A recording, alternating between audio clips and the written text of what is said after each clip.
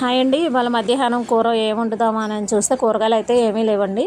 ఇక ఫ్రిడ్జ్లో చూస్తే ఆలు అయితే ఉందండి. ఆలుని శుభ్రంగా క్లీన్ చేసి, నేనైతే ఆలు పైన ఉన్న పొట్టు తీయనండి, శుభ్రంగా కడిగి సన్న ముక్కలుగా కట్ చేసి ఇక పచ్చిశనగపప్పు వేసి ఫ్రై అయితే చేశానండి. వీటికి తోడు మొన్న మామిడికాయ పచ్చడి పట్టాం కదండి, అది తిప్పడానికి అయితే బయటికి తీసిన రోజు కొంచెం అయితే తీసుకున్నామండి గిన్నెకి. ఇక మామిడికాయ పచ్చడి, అలాగే టమాటా పచ్చడి, వేడి వేడి అన్నం అయితే ఉందండి. ఇంకా నేను మా పిల్లలైతే ప్లేట్లో వడ్డించేసుకున్నామండి. ఫస్ట్ అయితే ఆలు ఫ్రైతో అయితే ఒక ముద్ద కలుపుకొని తింటే టేస్ట్ అయితే సూపర్ ఉందండి.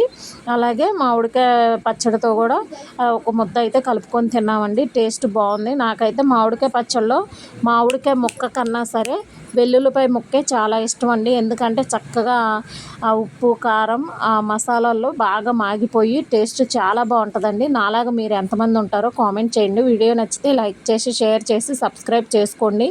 ఓకే, బాయ్ అండి.